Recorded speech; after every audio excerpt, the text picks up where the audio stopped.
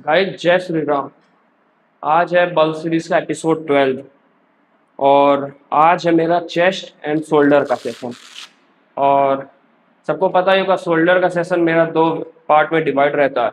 Chest के साथ front dealt और साइड डेल्ट, और बैक के साथ रियर डेल्ट और ट्रैप्स। तो आज चेस्ट के साथ सिर्फ साइड डेल्ट और रियर और फ्रंट डेल्ट है बस। वार्म अप, स्ट्रेचिंग और दो वार्म अप सेट सब हो गया। अब मेन सेट मैं स्टार्ट करने जा रहा हूँ 30 से।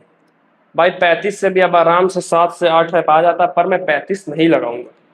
क्योंकि भाई जो फील 25 और 30 को करने में आता है, जो मसल स्ट्रेच कॉन्ट्रैक्ट, भाई जो मजा आता है ना उस सब में, उसमें अभी 35 पे नहीं आता। 35 पे ऐसा लगता है कि भाई किसी तरह गधा मजदूरी से 7-8 रैप आ गया। ऐसे ही सेम बात हर्षल कुंवर बोला था कि भाई मारने के लिए तो मैं 60 किलो का डंबल मार लूँ, लेकिन मैं क्यों 50-45 मारता हूँ, जिससे कि क्योंकि उससे मुझे फील आता है कि हाँ भाई मसल पर आ रहा है, सिर्फ जॉइंट्स पर लोड नहीं। तो फिलहाल के लिए अभी 35 का डंबल मेरे लिए वही है। जब धीरे धीरे और स्ट्रेंथ बढ़ेगा तब 35 उस तरह हो जाएगा, फिर 40 ट्राई करेंगे इस तरह। तो दो वार्म अप सेट हो गया, सीधे मेन सेट अपना 30 से स्टार्ट करते हैं।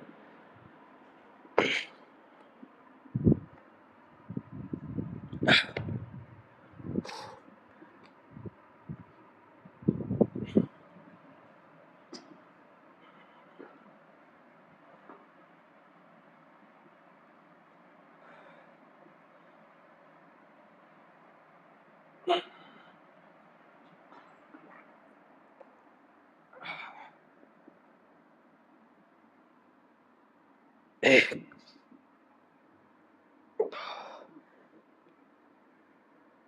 3, 4, 5, 6, 7, 8, 9, 10, 11, 12।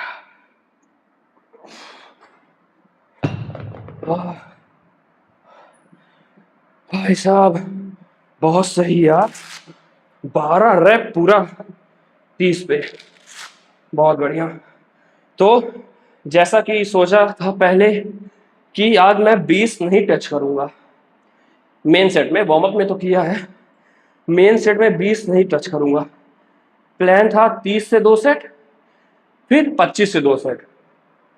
पहला सेट 30 से देख करके लग रहा है वो प्लान मेरा एग्जीक्यूट हो जाएगा, क्योंकि सेकेंड सेट अगर 8-9 रैप भी आ गया तो वो सेट प्रॉपर कंप्लीट, फिर 25 से 2 लगा लेंगे।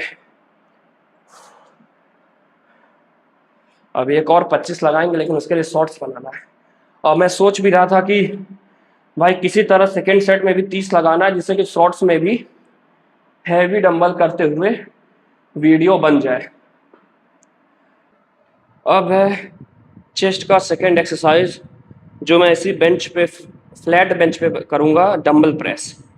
फ्लैट बेंच डंबल प्रेस करने का प्लान तो था स्मिथ मशीन पर बेंच लगा करके रॉड से, पर स्मिथ मशीन इतना भरा हुआ है ना, ऊपर 100 किलो का स्क्वाट रैक है उस पर, फिर स्मिथ मशीन वाले रॉड पे 20-20 का प्लेट लगा हुआ है, और एक और बारबल बड़ा वाला रखा हुआ है। इतना मन नहीं है भाई, पूरा 100 किलो का स्क्वाट हटाओ, नीचे का 20-20 का प्लेट हटाओ, सब कुछ सेट करो। ठीक है, जितना स्ट्रेंथ भाई चला जाएगा। तो फ्लैट डंबल प्रेस कर लेते हैं इसी बेंच पर। उतना मथने का मन बिल्कुल भी नहीं कर रहा है। मैं सोच रहा हूँ फालतू, इसीलिए तो 35 नहीं लगाया, क्योंकि कल डेडलिफ्ट लगाया था तो लोअर बैक में है सोरनेस। तो और 35 में लगा करके मैं नहीं चाहता था फालतू का मेरा स्ट्रेंथ बर्बाद हो, क्योंकि भाई बॉडी बिल्डिंग में मेन मोटिव होता है मसल बनाना, ना कि सिर्फ हैवी डंबल मार के दिखाना। हाँ कभी कभी वो भी मन करता है ला अपना स्ट्रेंथ पीआर सब चेक किया था, लेकिन हर दिन नहीं। तो और फ्लैट डंबल प्रेस लगाए हुए काफ़ी टाइम हो भी गया था, हर बार फ्लैट बेंच प्रेस ही कर रहे थे। फ्लैट बेंच बार बार प्रेस कर रहे थे, तो आज डंबल प्रेस कर लेते हैं। और इसमें 25 से ही शुरुआत होगा और 25 से ही खत्म, 30 नहीं लगाएंगे, ज़्यादा हो जाएगा। वो एक्सरसाइज इतना हैवी हो जाता है, सेकेंड एक्सरसाइज में 25 ही भारी लगेगा, 30 तो भाई बहुत बड़ी बात है।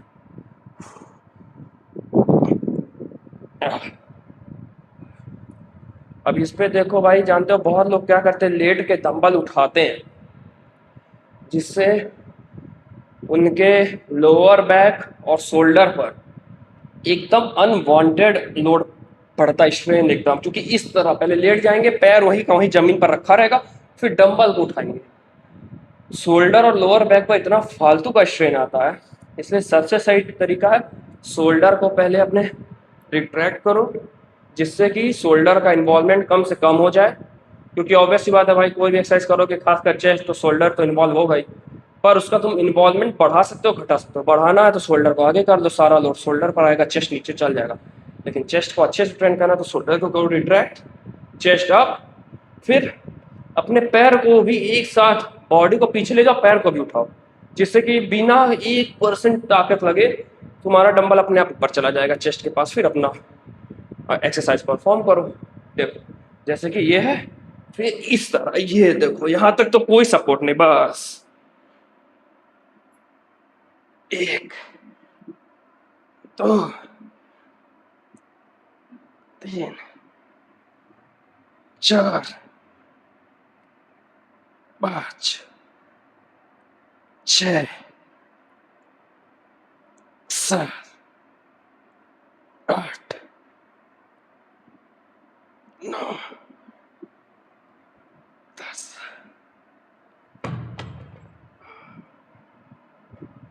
सबसे इजी तरीका, ना लोअर बैक पर लोड आएगा, ना शोल्डर पर, और बढ़िया से एक्सरसाइज हो जाएगा। अब इस पर तुम चाहे 35 लगाओ चाहे 45, यहाँ तक लाने में तो कोई दिक्कत नहीं होगा। हाँ, स्ट्रेंथ उतना होना चाहिए कि डंबल को तो संभालो, ऐसा ना हो कि डंबल मुंह पे ही गिर जाए। अब इसी पे 25 में शॉर्ट्स भी शूट कर लेंगे, फिर मुझे नहीं लगता कि चारों सेट 25 में होगा, 20 लगा लेंगे।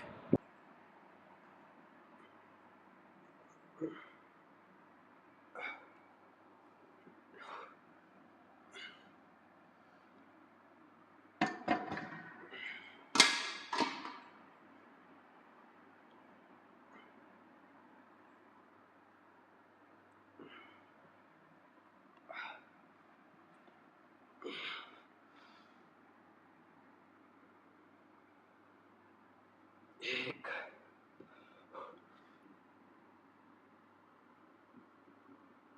दो, 3, 4,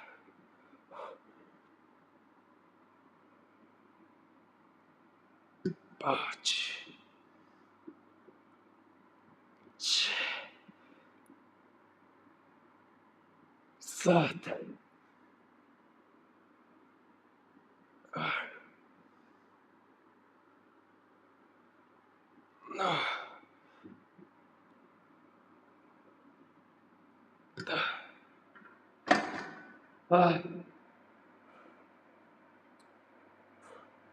भाई अपर चेस्ट के लिए सबसे बेस्ट वर्कआउट डंबल प्रेस के बाद लगता है। हाँ कि मैं हफ्ते में एक ही दिन इसे करता हूँ, एक दिन बटरफ्लाई लगाता हूँ, पेक डेक। पर इसमें जो प्रॉपर अपर चेस्ट इन्वॉल्व होता है, जो फटता है ना नीचे ले जाते वक्त, पर इसका एक चीज़ हमेशा ध्यान रखना, ये चीज़ बटरफ्लाई में भी है, बहुत ज़्यादा शोल्डर के पीछे ले जाने की जरूरत नहीं है। जितना तुम्हारा शोल्डर के पैरेलल आ रहा है उतना ही पैरेलल में करना, ज़्यादा पीछे नहीं, ठीक है? क्योंकि अनवांटेड भाई फिर वही जरूरत से ज़्यादा फालतू का स्ट्रेच आएगा तुम्हारे इस पे शोल्डर पे। चेस्ट अच्छा स्ट्रेच करना, बस यहाँ तक काफ़ी, उससे पीछे ले जाओगे तो फिर फालतू का शोल्डर पेन यही सब होता है। और 5 से ज़्यादा मैं इसमें नहीं लगाता हूँ, क्योंकि उसके बाद फिर शोल्डर पे ज़्यादा लोड आता है, जॉइंट्स पर, इतना बहुत है। नहीं तो भाई ये इंक्लाइन मशीन चेस्ट फ्लाई भाई भाई हैवी एक्सरसाइज है, इसका खाली हैंडल ही करने में हालत ख़राब हो जाता है बिगनर्स का। इसीलिए जिम में जितने बच्चे नए ज्वाइन करते हैं, मैं उन्हें अभी करवाता ही नहीं हूँ स्टार्टिंग में, जब तक 1-2 महीना नहीं हो जाता, क्योंकि जब तक स्ट्रेंथ नहीं बिल्ड होगा। अभी बटरफ्लाई करते हैं तो उन लोग के शोल्डर पे लोड आने लगता है, चेस्ट प्रेस करते हैं तो कहते हैं उनके शोल्डर पर आ रहा है। ये करेंगे तो फालतू का शोल्डर वोल्डर दर्द होने लगेगा।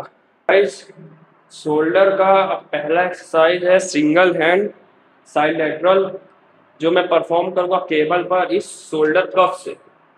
और कैमरा उतना दूर लगाने का रीज़न वही है जो पहले भी आप लोग जो देखा होगा जान रहा होगा कि मैं ये एक्सरसाइज सुपर सेट में परफॉर्म करूँगा। उस बेंच पे भी जो 2 डंबल रखा हुआ है उससे बोथ हैंड डंबल से साइड लेटरल, बेंच पर एकदम ऐसे लाइन होकर, और पहले ये सिंगल हैंड।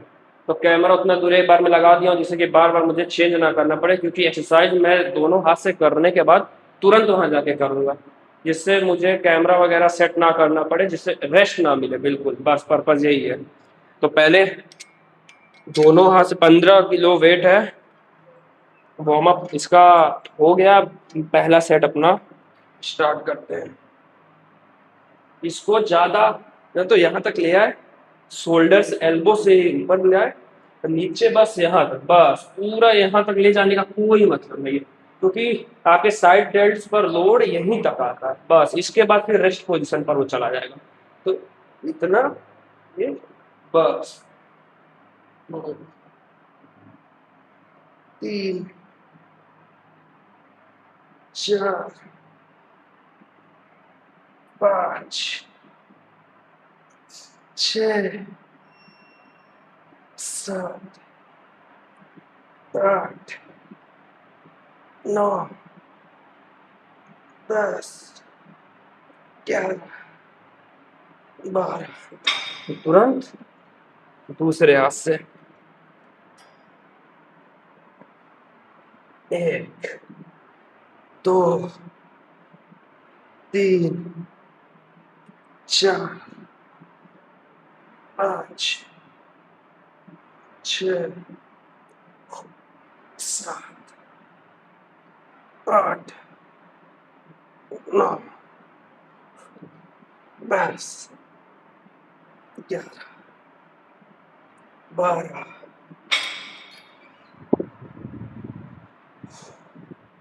तो तुरंत ये भाई 7.5 का डंबल है, क्योंकि 10 किलो भाई हो जाता है बहुत ज़्यादा हैवी। इस पे पूरा बेंड हो जाओ। 1 2 3 4 5 6 7 8 9 10 11।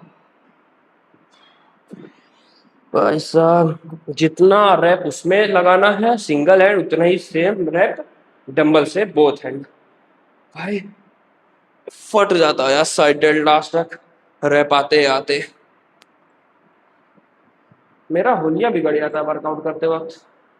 पर 1 आध साल पहले एक रील देखा था कि अगर जिम में जिस तरह तैयार होके आ रहे हो, अगर जाते वक्त भी एकदम उसी तरह बन ठन के दिख रहा तो समझ लो तुम्हारा वर्कआउट नहीं हुआ। अब बात सही भी है। भाई अब मैं आज इस एपिसोड में आपको बताऊंगा जिम के सबसे लाइटेस्ट डंबल से आप अपना तगड़ा शोल्डर कैसे बना सकते हैं। देखो, पहले तो बेंच को इतना इंक्लाइन कर लेना जैसे आप शोल्डर लगाते हो, ठीक। फिर अपने साइड डेल्ट्स को एकदम अच्छे से एक्टिव करने के लिए अपने लैट्स को कर लो ओपन, ठीक है। लैट्स को ऐसे ओपन कर लोगे तो अपने आप साइड डेल्ट एकदम एक्टिवेट हो जाएगा। फिर बस इतना। इसमें भाई ईगो लिफ्टिंग मत करना कि भाई 2.5 के डंबल से करूंगा मैं, ना भाई। 2.5 ज्यादा से ज्यादा, जो ज्यादा ताकत लग रहा होगा तुम्हारे अंदर तो 5 ले लेगा, लेकिन 10 12.5 वो मत सोचना कि खड़ा होकर जैसे साइलेटर लगा लेते हो थोड़ा लोअर बैक से जर्क ले लेके, वो नहीं। लेट्स को एंगेज। चलो, साइड डेल्ट्स हो गया तुम्हारा एक्टिवेट, एकदम ऊपर स्क्वीज। बस 2 3 4। अपने एल्बोस उठाना है, एल्बो समझ लो। रिस्ट से तो बस तुम डंबल होल्ड किए, उठाना एल्बो से। 7 8 9 10 5 और 4 3 2 1।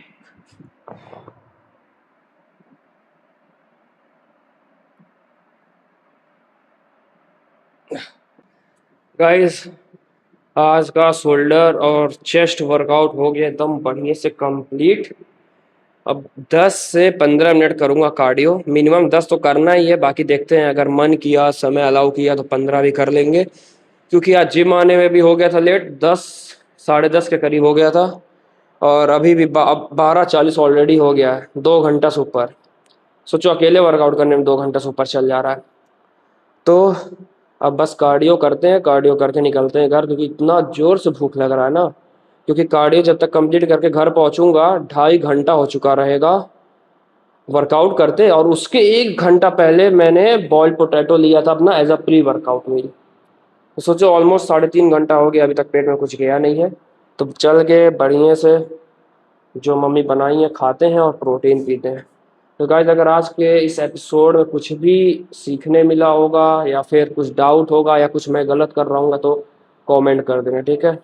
अब मिलता हूँ भाई अब बढ़िया से आर्म्स के सेशन में, उसमें मैं करूँगा बढ़िया एक्सरसाइज। एक नया एक्सरसाइज मैंने ऐड किया है, तो वो भी कल के एपिसोड में वो भी दिखा दूंगा कौन सा एक्सरसाइज है, उसको कैसे परफॉर्म करना है। चलो गाइस, बाय, जय श्री राम।